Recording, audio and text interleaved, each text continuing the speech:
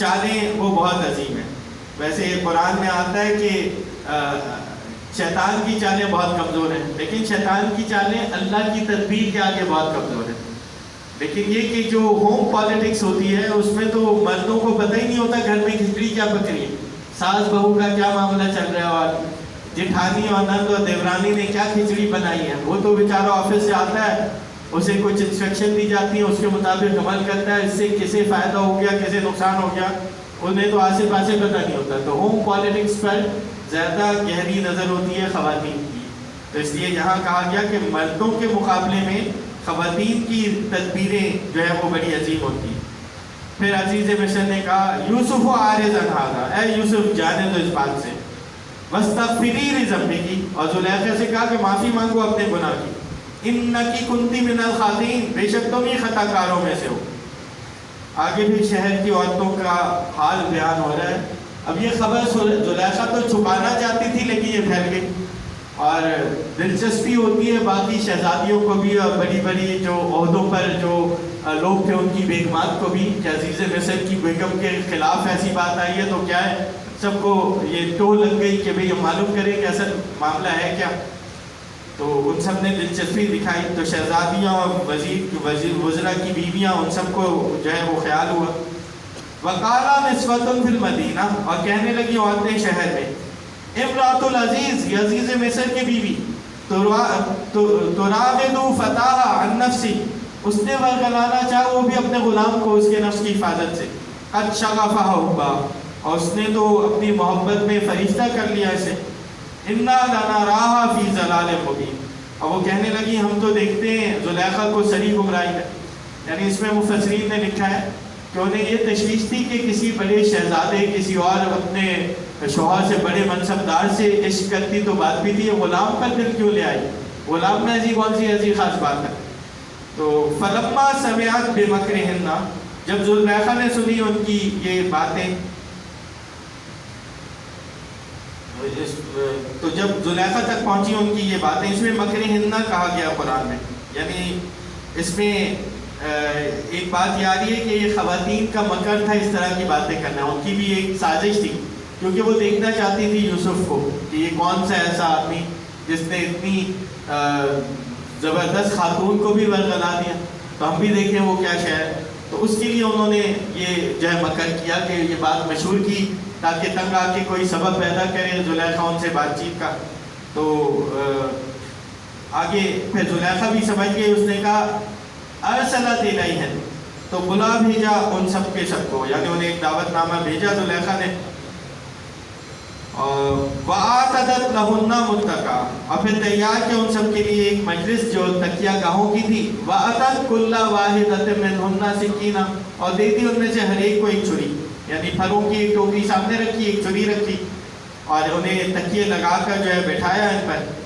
تو گویا یہ ان کا مکر بھی یہ تھا کہ یہ محض ملامت اور طعن تھا، نہ کہ بلکہ اصل ایک چال تھی تاکہ یوسف علیہ السلام تک رسائی حاصل ہو. گویا وہ یہ کہہ رہی تھی کہ تم کیسی نالائق عورت ہو، ایک غلام کو بھی نہیں تم ورگلا سکی.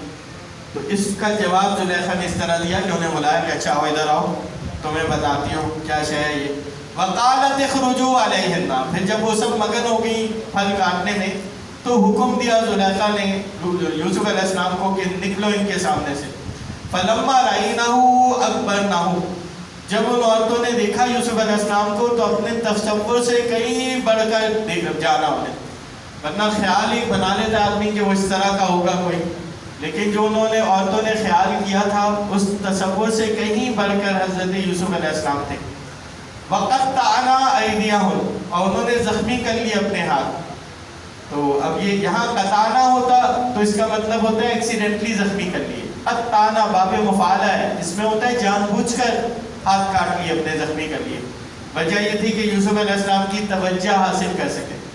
وَقُلْنَا حَاشَا لِلَّهِ، اور ان عورتوں نے کہا اللہ کی پناہ، یہ کلمہ تعجب ہے کہ وہ حیران رہ گئی اتنا حسین و جمیل، اور کہنے لگی ما ھذا بشرا، یہ کوئی انسان نہیں ہو سکتا، یعنی اتنا خوبصورت اتنا حسین و جمیل مردانہ آپ کے حسن کا شاہکار تھے حضرت یوسف علیہ السلام. تو اس لیے انہوں نے کہا یہ کوئی بشر نہیں ہے. ان ھذا الا ملک کریم، نہیں بلکہ یہ تو ایک معزز فرشتہ ہے. یہ ان کے اخلاق کا علم تھا کہ نظریں اٹھا کر بھی کسی کی طرف نہیں دیکھا.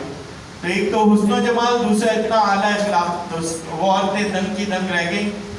قالت، اب موقع ملا زلیخا کو، اس نے کہا فَذَلِكُنَّ الَّذِي لُمْتُنَّنِي فِيهِ، یہ ہے وہ جس کے بارے میں تم مجھے ملامت کریں. وَلَقَدْ رَاوَدَتْهُ عَن نَفْسِهِ، اور یقیناً میں نے ورگلانا چاہا تھا اسے اس کے نفس کی حفاظت سے. یہ تو کھلا اقرار جرم تھا، سب کے سامنے اس نے اقبال جرم کیا. فَاسْتَعْصَمَ، بس اس نے اپنی عصمت بچا لی. وَلَئِن لَّمْ يَفْعَلْ مَا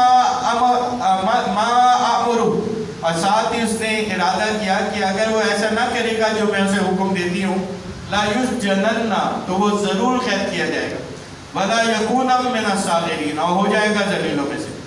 جب حضرت یوسف علیہ السلام نے یہ حال دیکھا، پہلے ایک ہی زلیخا تھی، اب وہ شہر کی اور عورتیں بھی جو ہے انہیں متوجہ کری ہیں، تو انہوں نے اللہ سے دعا کی. قال رب السجن احب الی، کہنے لگے اے میرے رب مجھے جیل خانہ زیادہ پسند ہے بنسبت اس کے مما یدعوننی الی، جس کی طرف یہ مجھے بلا رہے ہیں. گویا انہوں نے مصیبت کو معصیت پر ترجیح دی. ویسے اللہ کے رسول صلی اللہ علیہ وسلم نے فرمایا کہ ہمیشہ جو ہے عافیت کی دعا کرنی چاہیے. اس لیے آپ نے دعا بھی سکھائی ہے کہ اللہم انی اسألک العفو والعافیۃ فی الدنیا والآخرہ، اللہ میں آپ سے جو ہے عافیت کی دعا کرتا ہوں دنیا اور آخرت میں. تو لیکن نیک آدمی گناہ کو زیادہ شدید سمجھتے ہیں مصیبت کے مقابلے میں. تو یوسف علیہ السلام نے کہا کہ گناہ میں پڑنے سے بہتر ہے کہ میں جیل ہی چلا جاؤں. وَإِلَّا تَصْرِفْ عَنِّي كَيْدَهُنَّ، اور دعا کرنے لگے کہ اگر اے اللہ آپ نے نہ ہٹایا مجھ سے ان عورتوں کے مکر و فریب کو، أَصْبُ إِلَيْهِنْ، تو میں مائل ہی نہ ہو جاؤں کہیں ان کی طرف، وَأَكُن مِّنَ الْجَاهِلِينَ، اور ہو جاؤں جذباتی لوگوں میں سے. اللہ تعالیٰ نے ان کی دعا قبول فرمائی. فَاسْتَجَابَ لَهُ رَبُّهُ، پس قبول فرمائی ان کی دعا ان کے رب نے. فَصَرَفَ عَنْهُ كَيْدَهُمْ، اور دور کر دیا ان سے ان عورتوں کا مکر و فریب.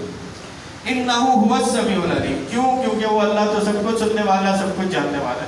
وہ حضرت یوسف علیہ السلام کی پارسائی سے واقف تھا اور گناہ میں پڑ جانے کے اندیشے اور خوف سے بھی واقف تھا اور ان کی نیت و ارادے کو بھی جانتا تھا. ثم بدا لہم، پھر مناسب معلوم ہوا لوگوں کو، من بعد ما رعا، فرمایا کہ ثم بدا لہم، پھر مناسب معلوم ہوا اس یہ رائے، من بعد ما رعوا الآیات، جبکہ انہوں نے دیکھ لی بہت سی نشانیاں. لا یسجننہ حتی حین، اور انہوں نے پھر قید کر دیا یوسف علیہ السلام کو ایک کچھ مدت تک. کیا نشانیاں دیکھ لی؟ ایک تو یہ کہ زلیخا کا پیچھے سے قمیص پھاڑنا یوسف علیہ السلام کا، وہ سامنے آ گیا. دوسرا شاہد کی گواہی جو ہے وہ حضرت یوسف علیہ السلام کے حق میں آ گئی.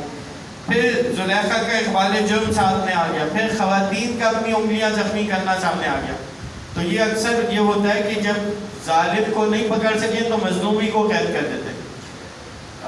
یہ محاورہ ہے کہ بلکہ ایک بچپن میں کہانی پڑھی تھی، کسی گاؤں میں ایک آدم خور شیر آ گیا، تو اب وہ روزانہ کسی ایک آدمی کو کھا جاتا تھا. اب وہاں کا جو وڈیرا تھا اس نے ایک بڑا سا پنجرا بنوایا اور سارے گاؤں والوں کو پنجرے کے اندر بند کر دیا. بھائی یہ کیا حل ہوا؟ یعنی اب شیر نہیں کھائے تو سب کو. یہی ہمارے یہاں ہوتا ہے، اصل کلپٹس کو پکڑتے نہیں ہیں، ڈبل سواری پر پابندی ہو گئی. اور بھائی دہشت گردوں کو پکڑو نا، عوام نے کیا کیا؟ پورے ایریے کا موبائل بند کر دیا. یہ کون سا حل ہوتا ہے؟ لیکن یہ حل کرتے ہیں حکمران جب وہ اصل ظالم کو نہیں پکڑ سکتے. تو یہی کیا یوسف علیہ السلام کے ساتھ. بجائے ان عورتوں کو سزا دیتے یا انہیں جو ہے وہ باز رکھتے، انہوں نے کہا بھائی آسان یہ کہ یوسف کو ہی جیل میں ڈال دو. چنانچہ انہوں نے یوسف علیہ السلام کو ہی جیل میں بند کر دیا. اب آگے جیل کی زندگی کا حال ہے.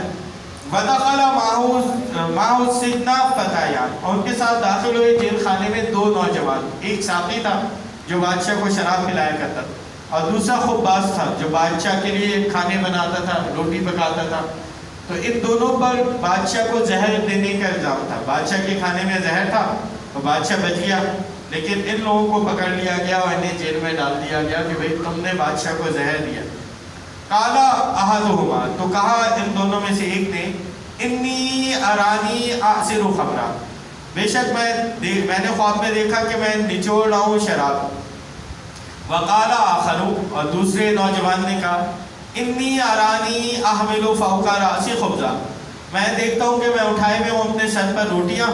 تأکل الطیر من، اور پرندے اس سے نوچ نوچ کر کھا رہے ہیں.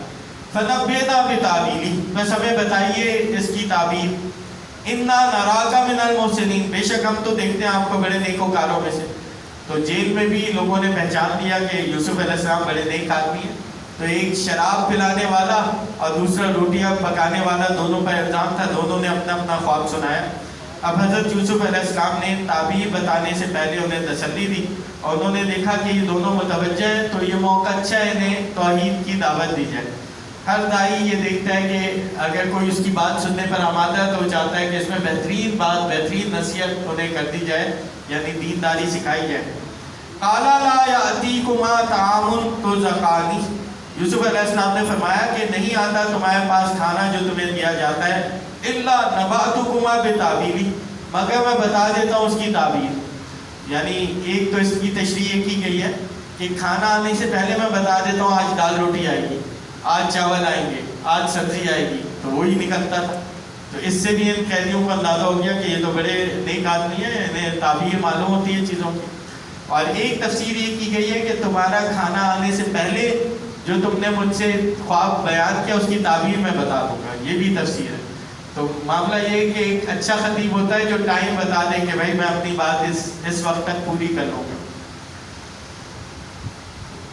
ذالکم مما علمنی ربی، اور کہنے لگی یہ جو باتیں ہیں یہ مجھے سکھائی ہے میرے رب نے.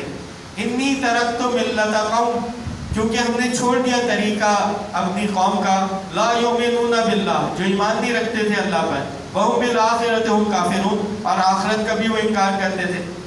یعنی اشارہ ہے کہ میں مسیحیوں کی طرح مشرک نہیں ہوں، میں اللہ کے علاوہ بتوں کو نہیں پوچھتا. واتبعت ملت آبائی، اور میں نے تو اتباع کیا ہے اپنے آباء و اجداد کے دین کا. اور وہ آباء و اجداد کون تھے؟ ابراہیم و اسحاق و یعقوب، ابراہیم علیہ السلام و اسحاق علیہ السلام و یعقوب علیہ السلام کے دین کا اتباع کیا میں نے. اور ملت ابراہیمی کی تشریح آ رہی ہے، ما کان لنا ان نشرک باللہ من شیء، اور نہیں جائز ہمارے لیے کہ ہم شریک ٹھہرائیں اللہ کا کسی بھی شے کو. ذالک من فضل اللہ، اور یہ اللہ کا ہم پر فضل ہے. ذالک من فضل اللہ علینا وعلی الناس، اور تمام انسانوں پر. ولکن اکثر الناس لا یشکرون، لیکن لوگوں میں سے اکثر شکر نہیں کرتے. تو یہ توحید کی دولت مل جانا یہ اللہ کا بہت بڑا فضل ہے، ہم سب کو بھی شکر کرنا چاہیے. ورنہ لوگ کئی خداؤں کو مان رہے ہوتے ہیں، کئی جگہ اپنی پیشانی ٹیک رہے ہوتے ہیں، کن کے آگے ہاتھ جوڑ رہے ہوتے ہیں، پھر بھی مسئلے حل نہیں ہوتے. تو توحید اللہ کا بہت بڑا فضل ہے، اس پر تمام انسانوں کو شکر ادا کرنا چاہیے. آگے پھر تفصیل ہے حضرت یوسف علیہ السلام کے جیل خانے کے واس کی. جیل میں بھی جو ہے دین کی دعوت دے رہے ہیں، بہت عمدہ انداز ہے اپنے ساتھیوں کو مخاطب کرنے کا. یا صاحب السجن، اے میرے جیل کے دونوں ساتھیوں، ارباب متفرقون خیر، کیا مختلف معبود بہتر ہیں، اب اللہ الواحد القہار، یا پھر ایک سب پر غالب اللہ جو ہے وہ بہتر. ایک آدمی ہے جس کے 20 باس ہیں، ایک کو خوش کرتا ہے دوسرا ناراض ہوتا ہے، دوسری کی بات مانتا ہے تیسرا ناراض ہوتا ہے، اس کی بات سنو اس کی سنو. اور ایک وہ ہے جس کا ایک ہی باس ہے، تو کس کی زندگی آسان ہے؟ تو عقل یہی کہتی ہے بھئی ایک ہی بہتر ہے. اب 10 باس ہوں گے، وہ 10 باتیں اپنی اپنی کریں گے، تو 10 خدا تو مصیبت میں ڈالنے والے، ایک ہی خدا سب سے بہتر ہے. اسی علامہ اقبال کہتے ہیں یہ ایک سجدہ جسے تو گراں سمجھتا ہے، 1000 سجدوں سے دیتا ہے آدمی کو نجات. ساتھیوں نے حقیقت شرک بھی بیان کی. ما تعبدون من دونی، اور نہیں پوچھتے ہو تم اس اللہ کے سوا، الا اسمان سمیتموها انتم وآباؤکم، مگر یہ تو چند نام ہیں جو گڑھ لیے تم نے اور تمہارے باپ دادا نے. ما انزل اللہ بہا من سلطان، نہیں نازل کیا اللہ نے ان کے لیے کوئی بھی دلیل. ان الحکم الا للہ، حکم تو سب کا سب اللہ ہی کا ہے. ہمارا اللہ تعبدوا الا ایاہ، اور اس اللہ نے حکم دیا ہے کہ تم نہیں عبادت کرو مگر اسی کی. ذالک الدین القیم، یہی ہے بالکل برحق دین. ولکن اکثر الناس لا یعلمون، لیکن اکثر لوگ جانتے نہیں. مشکل کشا، حاجت روا، اور کسی کو دستگیر، داتا، گنج بخش، یہ سب جو ہے یہ اللہ کے افعال ہیں، یہ سب اللہ کی شان ہے. اللہ نے کسی اور کو نہیں بانٹ دی اپنے یہ ساری اختیارات. تو وہ یہاں کہا جا رہا ہے کہ صرف ایک اللہ کی عبادت کرو، وہ واس کرے. مزید جو ہے وہ انہوں نے پھر اس واس کے بعد بعض و نصیحت انہوں نے دیکھا دونوں سن رہے ہیں تو سب سے بڑی نصیحت انہیں کر دی کہ توحید کے کاربند بنو، ایک اللہ کی بس عبادت کرو۔ اب انہوں نے تعبیر بیان کی، یا صاحب السجن، اے میرے جیل کے دونوں ساتھیوں، اما احدکما، تم میں سے ایک تو وہ ہے، فیسقی ربہ خمرا، وہ جو ہے وہ پلائے گا اپنے بادشاہ کو شراب، یعنی جو ساقی ہے وہ چھٹ جائے گا اور اس کا جو ہے وہ معصوم ہونا اور بے گناہ ہونا ثابت ہو جائے گا۔ وَأَمَّا الْآخَرُ، اور جو دوسرا ہے، فَيُسْلَبُ فَتَأْكُلُ الطَّيْرُ مِنَ الرَّأْسِ، تو وہ سولی چڑھایا جائے گا اور پرندے اس کے سر میں سے گویا نوچ نوچ کے کھائیں گے۔ تو مفسرین کہتے ہیں کہ انہوں نے کہا کہ ہم تو ایسے ہی مذاق کر رہے تھے، تو حضرت عبداللہ بن مسعود رضی اللہ تعالیٰ عنہ کہتے ہیں کہ ان دونوں قیدیوں نے کہا کہ ہم تو ایسے ہی ہنسی کر رہے تھے، تو کہا قضی الامر، معاملہ چکا دیا گیا ہے، الذی فیہ تستفتیان، جس کے بارے میں تم سوال کر رہے تھے، یعنی ایسے ہی ہے، مذاق کر رہے تھے یا واقعی خواب دیکھا، ایسے ہی ہوگا جیسے میں نے بتا دیا۔ یہ حضرت یوسف علیہ السلام نے کہہ دیا اور پھر یوسف علیہ السلام نے تدبیر فرمائی۔ دیکھیے ایک ہے تقدیر جو اللہ نے مقدر کر دیا، لیکن تدبیر کرنی چاہیے، جو آدمی کوشش کر سکتا ہے جائز تدبیر کرے، پھر اللہ پر چھوڑ دے نتیجہ۔ تو حضرت یوسف علیہ السلام نے تدبیر فرمائی، وَقَالَ لِلَّذِي ظَنَّ أَنَّهُ نَاجٍ مِّنْهُمَا، اور فرمایا اس سے جس کے بارے میں ان کا خیال تھا کہ یہ نجات پا جائے گا ان دونوں میں سے، یعنی ساقی سے، اذکرنی عند ربک، کہنے لگے کہ اپنے آقا کے پاس میرا ذکر کرنا۔ فَانْسَاهُ الشَّيْطَانُ ذِكْرَ رَبِّهِ، بس بھلا دیا ساقی کو شیطان نے کہ وہ بادشاہ سے ذکر کرتا ہے یوسف علیہ السلام کا۔ فَلَبِثَ فِي السِّجْنِ بِضْعَ سِنِینَ، بس وہ رہے جیل میں کئی سال۔ بضع سنین کا اطلاق ہوتا ہے 8 سے 9 پر، 10 سے کم کم، تو اس لیے ایک رائے ہے کہ 9 سال پھر وہ جیل میں رہے یوسف علیہ السلام۔ 8واں حال آ رہے، کتنے احوال پڑھنے ہم نے، کسی کو یاد؟ 15 میں سے اب ہم 8ویں پر آ گئے، یعنی آدھے کو ہم کراس کریں۔ تو بادشاہ مصر کے خواب کا حال، تو 8-9 سال گزر گئے۔ وقال الملک انی ارا، اور مصر کے بادشاہ نے کہا کہ میں دیکھتا ہوں 7 بقرات سمان، 7 موٹی تازی گائیں، یاکلوہن 7 عجاف، کہ کھا رہی ہیں انہیں 7 پتلی دبلی، و7 سنبلات خضر، اور میں دیکھتا ہوں 7 ہری بھری بالیاں، وَأُخَرَ یابسات، اور دوسری سوکھی ہوئی۔ یا ایھا الملأ، اے درباریوں، افتونی فی رؤیایا، کہ ذرا مجھے تعبیر بتاؤ میرے خواب کی، ان کنتم للرؤیا تعبدون، اگر تم خواب کی تعبیر بتانے والوں میں سے ہو۔ تو یہ 7 موٹی گائیں انہیں سوکھی ساکی گائیں کھا رہی ہیں، اور 7 ہری بھری بالیاں اور 7 بالکل خشک بالیاں۔ تو خوابوں کا معاملہ آگے سلائڈ دکھائیں جی۔ تو وزراء نے کہا قالوا اضغاث احلام، وہ کہنے لگے تو پریشان کن خواب ہے، وما نحن بتاویل الاحلام بعالمین، اور ہم تو خوابوں کی تعبیر ویسے بھی نہیں جانتے۔ اس پر اس ساقی کو یاد آ گیا اور اس نے پھر آگے ذکر کیا۔ اب خوابوں کی 3 اقسام بیان ہوتی ہیں، ایک حدیث نفس کہلاتی ہے، پورا دن آدمی جس کام میں لگا ہوا ہوتا ہے وہی رات کو خواب میں دیکھتا ہے۔ اب جو بچے سارا دن پڑھ رہے ہوتے ہیں، کل امتحان ہے، تو رات کو سوتے ہیں تو بھی خواب میں بھی پڑھائی نظر آ رہی ہوتی ہے۔ اسی طرح کوئی خاتون سلائی کر رہی ہیں، رات کو سویا تو خواب میں بھی سلائی نظر آتی رہتی، اسے کہتے ہیں حدیث نفس۔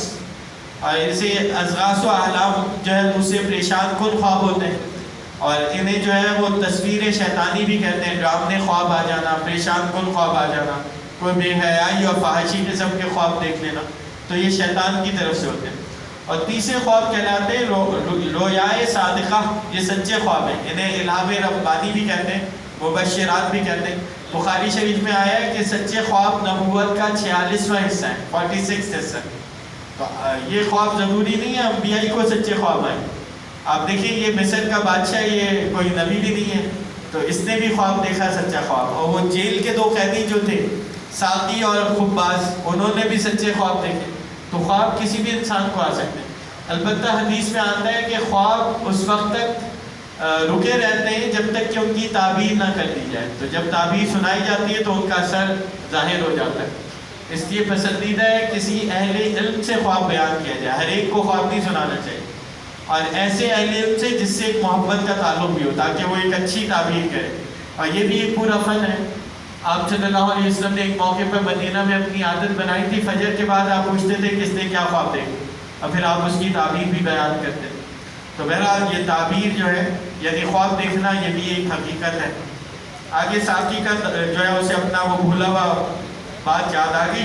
وقال الذی نجا منہما، اور کہا اس شخص نے جس نے نجات پائی تھی دونوں قیدیوں میں سے، بدذکر بعد امہ، اور اسے یاد آئے ایک مدت بعد، 9 سال بعد یاد آ رہا ہے.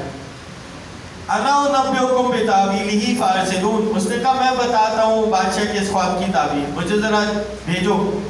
اب وہ آ گیا 9 سال بعد یوسف علیہ السلام کے پاس. اگر ہمارے ساتھ ایسا ہوتا تو ہم کیا کہتے؟ ہم کہتے جاؤ نکلو بھاگو، اب یاد آ رہا ہوں میں. 9 سال بعد اب مشکل پڑی ہے تو میں یاد آ گیا، میں نہیں بتاتا، جاؤ دفعہ ہو یہاں سے.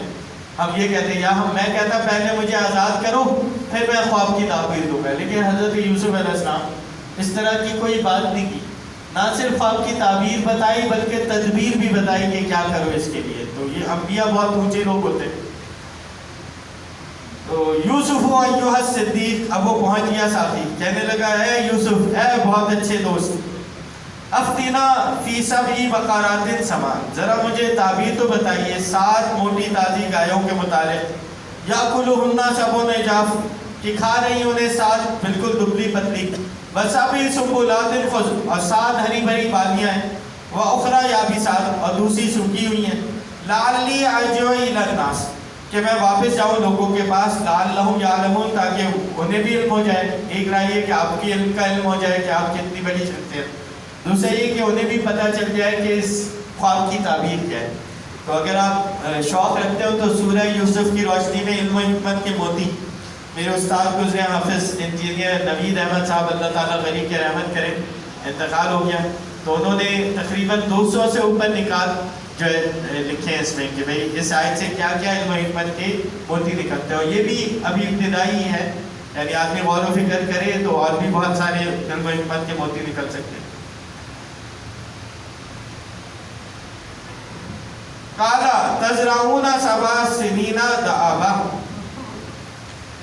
تو فرمایا حضرت یوسف علیہ السلام نے اب کوئی گلا شکوہ نہیں کیا، کوئی ڈانٹ ڈپٹ نہیں کی، بلکہ خواب سنا، اس کی تعبیر بیان کر دی. فرمایا کہ تم بو گے فصلیں 7 برس، دأبا پے در پے، یعنی خوب اناج ہوگا، خوب جو ہے وہ اناج پیدا ہوگا اور خوب خوشحالی ہوگی. فما حصدتم، پھر جو تم کاٹو فصل، فذروا فی سنبلہ، تو چھوڑ دو انہیں جو ہے اس کی بالیوں میں. اب یہ نیچرل طریقہ ہے اناج کو دیر تک محفوظ رکھنے کا، کہ انہیں خوشوں سے علیحدہ نہ کرو. نیچرل پیکنگ کے اندر جو اناج ہے اسے ویسے ہی رہنے دو. الا قلیلا مما تاکلون، سوائے تھوڑے سے اناج کے جو کھانے کے لیے ضروری ہے جو تم کھا لو گے، باقی سب کو محفوظ رکھو.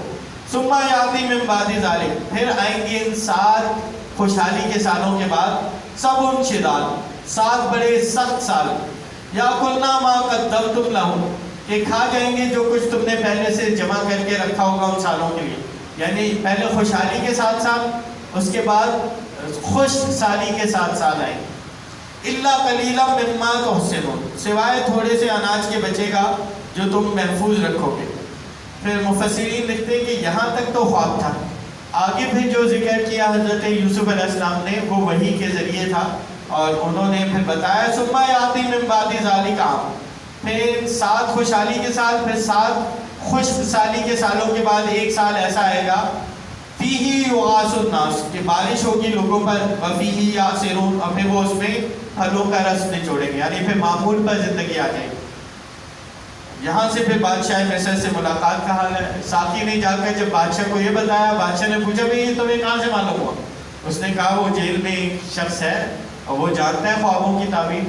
تو بادشاہ نے کہا وہ جیل میں کیا کر رہا ہے، اسے ادھر لاؤ میرے پاس، تو میں اس سے ملنا چاہتا ہوں. اب دیکھیں 9 سال قید کے بعد اب جو ہے جیل خانے سے انہیں بلایا جا رہا ہے. قال الملک ائتونی بہ، بادشاہ نے کہا کہ لے آؤ یوسف کو میرے پاس. فلما جاءہ الرسول، اور جب پہنچے یوسف علیہ السلام کے پاس بادشاہ کے بھیجے ہوئے پیغام پر، قال ارجع الی ربک فاسأل، اور تو حضرت یوسف علیہ السلام نے کہا جاؤ لوٹ جاؤ اپنے بادشاہ کے پاس، اپنے مالک کے پاس، اور اس سے پوچھو ما بال النسوہ، کہ کیا حال ہے ان عورتوں کا، اللتی قطعنا ایدیہم، جنہوں نے کاٹ لیے تھے، زخمی کر لیے تھے اپنے ہاتھ، ان ربی بکیدہن علیم، اب بے شک میرا رب ان کے مکر و فریب سے خوب واقف ہے. اب اس پر بادشاہ نے کہا کہ یہ کیا مانا ہے؟ اس کا تو خیال تھا کہ دوڑتا ہوا آ جائے گا وہ آدمی. تو حضرت یوسف علیہ السلام نے جیل سے نکلنے سے انکار کر دیا. پہلے کہا میرے اوپر جو تہمت لگی ہے اس کا سدباب کیا جائے.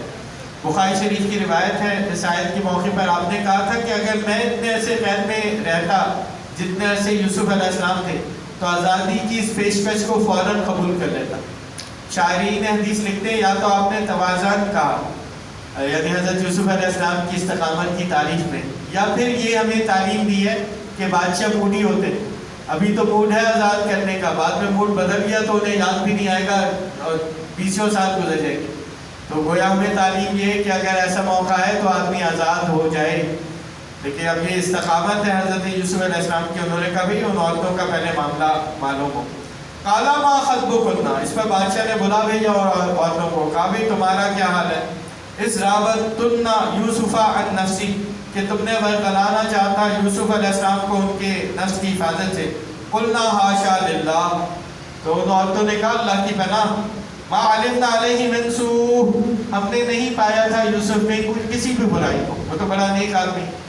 قالت امرأۃ العزیز، اس پر کہا عزیز مصر کی بیوی نے، الآن حصحص الحق، کہ اب ظاہر ہو ہی گئی ہے حق بات. انا راودتہ عن نفسی، اقبال جم کیا، کہنے لگی کہ میں نے ورگلانا چاہا تھا یوسف کو اس کے نفس کی حفاظت سے. وَإِنَّهُ لَمِنَ الصَّادِقِينَ، اور وہ بالکل سچے لوگوں میں سے. اب آگے جو 2 آیات ہیں ان کے بارے میں ایک رائے یہ کہ یہ حضرت یوسف علیہ السلام کا قول ہے، اور ایک رائے یہ کہ زلیخا کا قول ہے. تو اگر زلیخا کا قول ہے تو اس کا ترجمہ ہوگا ذَلِكَ لِيَعْلَمْ، تاکہ جان لے وہ یعنی عزیز مصر، اَنِّي لَمْ أَخُنْهُ بِالْغَيْبِ، کہ میں نے خیانت نہیں کی اس کے پیچھے، الزام لگایا لیکن کیا نہیں ایسا. وَأَنَّ اللَّهَ لَا يَهْدِي الْكَيْدَ الْخَائِنِينَ، اللہ تعالیٰ جو ہے وہ کامیاب نہیں کرتا خائنوں کی تدبیروں کو. یہ اصول بیان ہو گیا کہ جو بری سازشیں کرے گا اللہ تعالیٰ اسے کامیاب نہیں ہونے دے گا. اور یوسف علیہ السلام کی اگر یہ قول لیا جائے تو گویا انہوں نے عزیز مصر سے گویا یہ بتا رہے ہیں کہ بھئی میں تمہارے گھر میں رہا 2 سال لیکن میں نے تمہارے پیٹھ پیچھے کوئی خیانت نہیں کی، اور میں بالکل جو ہے وہ پارسائی سے زندگی گزاری. وما ابریء نفسی، اور دونوں کا قول جو ہے یہ مانا جا سکتا ہے کہ میں اپنے نفس کو بری و ذمہ نہیں سمجھتا. ان النفس لامارۃ بالسوء، بے شک نفس تو برائی کا ہی حکم دیتا ہے. الا ما رحم ربی، مگر میرا رب ہی جس پر رحم فرما دے. ان ربی غفور رحیم، بے شک میرا رب تو بہت بخشنے والا مسلسل رحم کرنے والا ہے. اسی سے نکلا ہے نفس امارہ. نفس کہتے ہیں جسم اور روح کے درمیانی کیفیت کو، اور اس میں اکثر مفسرین نے بعضوں نے کہا ہے کہ روح کو کہتے ہیں. روح جب جسم سے باہر ہوتی ہے روح ہے، جب جسم کے اندر ہے تو نفس ہے. تو کیونکہ یہ آپ کہیں کہ یہ بالکل محکم آیات نہیں، متشابہ آیات ہیں، تو بعضوں نے کہا ہے کہ نفس اس اختیار کو کہتے ہیں جو انسان محسوس کرتا ہے کہ مجھے اختیار ہے چاہے اچھا کروں یا برا کروں. بہرحال نفس کی 3 قسمیں بیان ہوتی ہیں. ایک نفس امارہ، اور یہ نفس امارہ برائی کا ہی حکم دیتا ہے. امارہ کہتے ہیں بہت حکم کرنے والی جان، تو یہ مسلسل برائی کا حکم کرتا رہتا ہے. جیسے ایک بہت بڑا فلسفی گزرا فرائڈ، اس نے بھی نفس کو پہچانا. اس نے اسے کہا ہے لیبیڈو، یا لیبیڈو. لیبیڈو جو ہے شرارتی بچے کی طرح ہے. جیسے آپ بازار سے جا رہے ہو، بچے کو آئس کریم والا نظر آئے گا وہ کہے گا ابو آئس کریم، ابو آئس کریم. کھلونے والا نظر آئے گا تو وہ کہے گا کھلونے کھلونے. کوئی چاٹ والا نظر آیا تو وہ کہے گا چاٹ چاٹ. تو ہمارا یہ جو لیبیڈو ہے وہ بھی اسی طرح چیزوں کا شوق کرتا رہتا ہے، یہ چاہیے یہ چاہیے یہ چاہیے. وہ یہ نہیں دیکھتا یہ حلال ہے حرام ہے جائز ہے ناجائز ہے، بس وہ خواہشات کرتا رہتا ہے. تو یہ نفس امارہ کہلاتا ہے. صوفیہ نے سمجھایا ہے کہ اگر حیوانیت غالب ہو روحانیت پر تو یہ نفس امارہ غالب ہوتا ہے، پھر آدمی اپنی من چاہی زندگی گزارتا ہے. جو اندر سے اس کی خواہش ہوتی رہتی ہے بس اسے پورا کرنے میں زندگی گزار دیتا ہے. تو بڑا عمدہ جو ہے وہ کہا گیا ہے کہ نہنگ و اژدہا و شیر نر مارا تو کیا مارا. نہنگ کہتے ہیں مگرمچھ کو. تو نہنگ و اژدہا و شیر نر مارا تو کیا مارا، بڑے موذی کو مارا جو مارا نفس امارہ. تو اصل میں نفس امارہ کو شکست دینا اصل بات ہے. آپ نے فرمایا پہلوان وہ نہیں ہے جو کسی دوسرے پہلوان کو شکست دے دے، بلکہ پہلوان جو ہے جو اپنے نفس کو قابو کر لے. تو اصل میں یہ اس سے مقابلہ ہے. پھر دوسری کیفیت ہوتی ہے نفس لوامہ، اسے ہم ضمیر کہتے ہیں، جو نیکی پر شاباش دیتا ہے اور برائی پر اندر سے ڈانٹتا ہے. ہر عمل کے بعد انسان نفس لوامہ کی عدالت میں پیش ہوتا ہے، اور نفس یعنی ضمیر بتاتا ہے کہ تم نے نیکی کی ہے یا گناہ کیا. اور تیسرا نفس ہوتا ہے نفس مطمئنہ، اس پہ روحانیت غالب ہوتی ہے حیوانیت پر، اور انسان بالکل صحیح زندگی گزار رہا ہوتا ہے. تو یہ وہ نفس ہے جو انبیاء کو حاصل تھا، اور جس کی دعوت دی جا رہی ہے کہ بھی اپنے نفس کو پاک کرو، اپنے نفس کا تزکیہ کرو تاکہ نفس مطمئنہ حاصل ہو جائے. تو یہاں بہرحال حضرت یوسف علیہ السلام سے اعلان کرایا گیا. وقال الملک ائتونی بہ، اور بادشاہ نے کہا کہ اب لے آؤ اسے میرے پاس. استخلصہ لنفسی، میں خاص کر لوں گا اسے اپنے لیے، اپنے کاموں کے لیے. اب دیکھیں بادشاہ پہلے ہی معلوم تھا کہ اتنا صاحب علم اور خوابوں کی تعبیر جاننے والا، پھر صاحب تدبیر، نہ صرف تعبیر بتائی بلکہ تدبیر بھی بتائی کہ اناج کو کیسے اسٹور کریں لمبے زمانے کے لیے. پھر یہ کہ صاحب عفت، عورتوں نے تسلیم کر لیا کہ ہم غلط تھے وہ صحیح تھا، تو اتنا عفت والا اور اتنا پرہیزگار. پھر جب اس کی ملاقات ہوئی بادشاہ کی حضرت یوسف علیہ السلام سے، تو حسن و جمال دیکھا ان کا تو بالکل ہی فریفتہ ہو گیا، بالکل ہی مر مٹا ان کا، اور کہنے لگا کہ میں آپ کو خالص کر لیتا ہوں اپنے لیے. فلما کلمہ، پھر جب اس نے بات کی بادشاہ نے حضرت یوسف علیہ السلام سے، قال انک اليوم لدینا مکین امین، تو کہنے لگا کہ آج آپ ہمارے ہاں صاحب عزت اور صاحب اعتبار ہیں. اتنا ان سے وہ خوش ہوا، انہیں دیکھ کر اتنا متاثر ہوا کہ کہنے لگا باپ صاحب امانت بھی ہیں اور صاحب اعتبار بھی ہیں.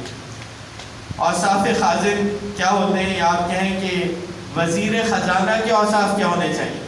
قال اجعلنی علی خزائن الارض، اس پر حضرت یوسف علیہ السلام نے کہا کہ مجھے آپ بنا دیں زمین کے خزانوں پر، جو ہے وہ اس کا مالک، یا اس پر مجھے اتھارٹی دے دیں. کیوں؟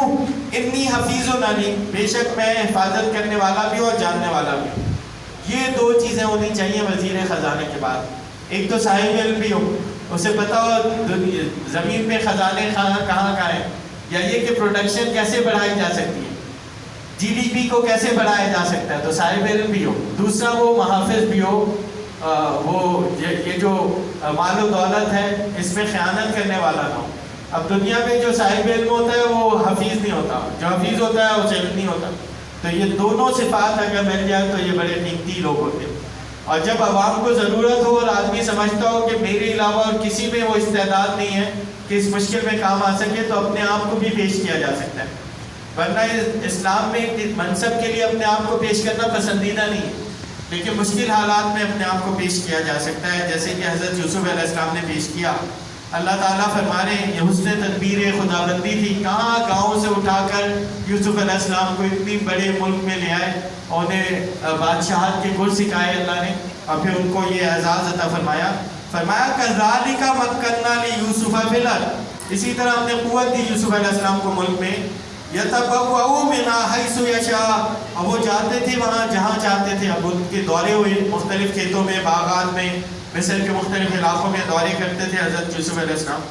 نصیب برحمتنا من نشاء، اور ہم دیتے ہیں اپنی رحمت میں سے جسے چاہتے ہیں. ولا نضيع اجر المحسنين، اور ہم ضائع نہیں کرتے نیکوکاروں کا اجر. تو جو بھی ایمان لائے گا، اچھی نیت و ارادے سے اللہ تعالیٰ کی اطاعت میں زندگی گزارے گا، تو اللہ تعالیٰ اسے اجر و ثواب عطا فرماتے ہیں. ولا اجر الآخرۃ خیر، اور جو آخرت کا اجر ہے وہ کہیں بہتر ہے. للذین آمنوا وکانوا یتقون، ان لوگوں کے لیے جو ایمان لائے اور جو پرہیزگاری کی زندگی اختیار کریں. اللہ اکبر.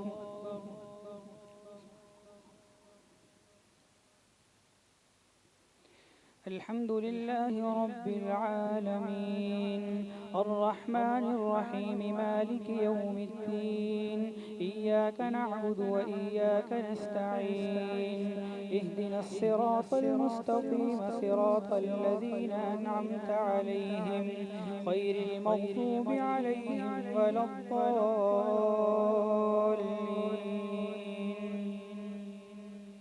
ولقد جاءت رسلنا إبراهيم بالبشرى قالوا سلاما قال سلام فما لبث أن جاء بعجل حنيذ فلما جاء أمرنا جعلنا عاليها سافلها وأمطرنا عليها حجارة من سجيل منضود مسومة عند ربك وما هي من الظالمين ببعيد. وإلى مدين أخاهم شعيبا قال يا قوم اعبدوا الله ما لكم من إله غيره ولا تنقصوا المكيال والميزان إني أراكم بخير وإني يخاف عليكم عذاب يوم محيط. ويا قوم أوفوا المكيال والميزان بالقسط ولا تبخسوا الناس أشياءهم ولا تعثوا في الأرض مفسدين. بقية الله خير لكم إن كنتم مؤمنين وما أنا عليكم بحفيظ. قالوا يا شعيب أصلاتك تأمرك أن نترك ما يعبد آباؤنا أو أن نفعل في أموالنا ما نشاء إنك لأنت الحليم الرشيد. قالوا يا شعيب ما نفقه كثيرا مما تقول وإنا لنراك فينا ضعيفا. قال يا شعيب أصلاتك تأمرك أن نترك ما يعبد آباؤنا أو أن نفعل في أموالنا ما نشاء إنك لأنت الحليم الرشيد. قال يا قوم أرأيتم إن كنت على بينة من ربي ورزقني منه رزقا حسنا وما أريد أن أخالفكم إلى ما أنهاكم عنه إن أريد إلا الإصلاح ما استطعت وما توفيقي إلا بالله عليه توكلت وإليه أنيب. ويا قوم لا يجرمنكم شقاقي أن يصيبكم مثل ما أصاب قوم نوح أو قوم هود أو قوم صالح وما قوم لوط منكم ببعيد. واستغفروا ربكم ثم توبوا إليه إن ربي رحيم ودود. قالوا يا شعيب ما نفقه كثيرا مما تقول وإنا لنراك فينا ضعيفا ولولا رهتك لرجمناك وما أنت علينا بعزيز. قال يا قوم أرهتي أعز عليكم من الله واتخذتموه وراءكم ظهريا إن ربي بما تعملون محيط. ويا قوم اعملوا على مكانتكم إني عامل سوف تعلمون من يأتيه عذاب يخزيه ومن هو كاذب وارتقبوا إني معكم رقيب. ولما جاء أمرنا نجينا شعيبا والذين آمنوا معه برحمة منا وأخذت الذين ظلموا الصيحة فأصبحوا في ديارهم جاثمين كأن لم يغنوا فيها ألا بعدا لمدين كما بعدت ثمود. فلما ذهب عن إبراهيم الروع وجاءته البشرى يجادلنا في قوم لوط إن إبراهيم لحليم أواه منيب. ولقد أرسلنا موسى بآياتنا وسلطان مبين إلى فرعون وملئه فاتبعوا أمر فرعون وما أمر فرعون برشيد. يقدم قومه يوم القيامة فأوردهم النار وبئس البرد المورود. وأتبعوا في هذه لعنة ويوم القيامة بئس الرفد المرفود. ذلك من أنباء القرى نقصه عليك منها قائم وحصيد. وما ظلمناهم ولكن ظلموا أنفسهم فما أغنت عنهم آلهتهم التي يدعون من دون الله من شيء لما جاء أمر ربك وما زادوهم غير تتبيب. وكذلك أخذ ربك إذا أخذ القرى وهي ظالمة إن أخذه أليم شديد. إن في ذلك لآية لمن خاف عذاب الآخرة ذلك يوم مجموع مجموع له الناس وذلك يوم مشهود وما نؤخره إلا لأجل معدود يوم يأتي لا تكلم نفس إلا بإذنه فمنهم شقي وسعيد فأما الذين شقوا ففي النار لهم فيها زفير وشهيق فأما الذين شقوا ففي النار لهم فيها زفير وشهيق خالدين فيها ما دامت السماوات والأرض إلا ما شاء ربك إن ربك فعال لما يريد وأما الذين سعدوا ففي الجنة خالدين فيها ما دامت السماوات والأرض إلا ما شاء ربك عطاء غير مجهود فلا تك في مرية مما يعبد هؤلاء ما يعبدون إلا كما يعبد آباؤهم من قبل وإنا لموفوهم نصيبهم غير منقوص ولقد آتينا موسى الكتاب فاختلف فيه فلولا كلمة سبقت من ربك لقضي بينهم وإنهم لفي شك منه مريب وإن كلا لما ليوفينهم ربك أعمالهم إنه بما يعملون خبير فاستقم كما أمرت ومن تاب معك ولا تطغوا إنه بما تعملون بصير ولا تركنوا إلى الذين ظلموا فتمسكم النار وما لكم من دون الله من أولياء ثم لا تنصرون وأقم الصلاة طرفي النهار وزلفا من الليل إن الحسنات يذهبن السيئات ذلك ذكرى للذاكرين واصبر فإن الله لا يضيع أجر المحسنين فلولا كان من القرون من قبلكم أولو بقية ينهون عن الفساد في الأرض إلا قليلا ممن أنجينا